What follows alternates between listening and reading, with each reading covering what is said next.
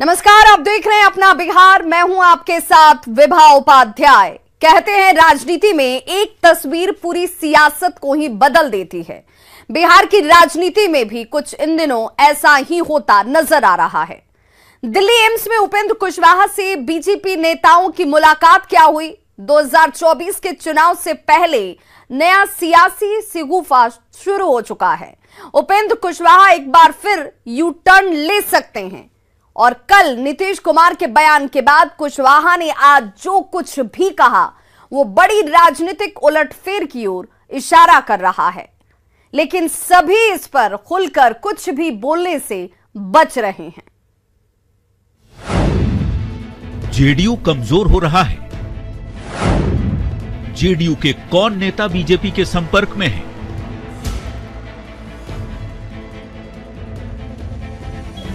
अचार सिर्फ खाने के लिए ही नहीं है, कमाने के लिए भी है। ये अचार के बिजनेस करके महीने के 5 लाख कमा रहे हैं। आपको भी ये करना है तो फ्रीडम ऐप को अभी डाउनलोड कीजिए। ये जनता पार्टी के नेताओं से हमारी पार्टी में जो जितना बड़ा नेता है वह उतना ही ज्यादा संपर्क में है। कम से कम उपेंद्र कुशवाहा के इस बयान से तो सियासी गलियारे में अब यही अटकलें लगाई जा रही हैं कि कुशवाहा का मन अब जेडीयू में भर गया है और 2024 के चुनाव से पहले नई चाल के लिए वे तैयार हैं।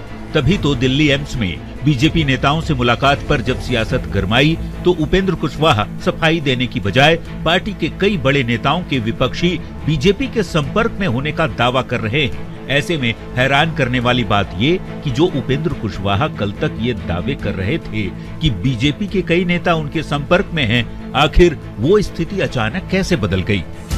बीजेपी कि किसी नेता से मुलाकात का यह अर्थ निकालना कि हम बीजेपी के संपर्क में हैं, जिस अर्थ में संपर्क की बात की जा रही है, भारतीय जनता पार्टी के नेताओं से हमारी पार्टी में जो जितना बड़ा नेता है वह उतना ही ज्यादा संपर्क में है। चुनावी साल से पहले कुशवाहा के पाला बदलने के खेल की संभावना को इस बात से भी मजबूती मिलती है कि जो 2 साल से जेडीयू संसदीय बोर्ड के अध्यक्ष की कुर्सी पर बैठे हैं और लगातार पार्टी को मजबूत करने के लिए काम करने का दावा करते रहे हैं, वे अचानक दिल्ली से लौटते ही मीडिया के सामने पार्टी की पोल क्यों खोल रहे हैं? कह रहे हैं कि जेडीयू लगातार कमजोर हो रहा है।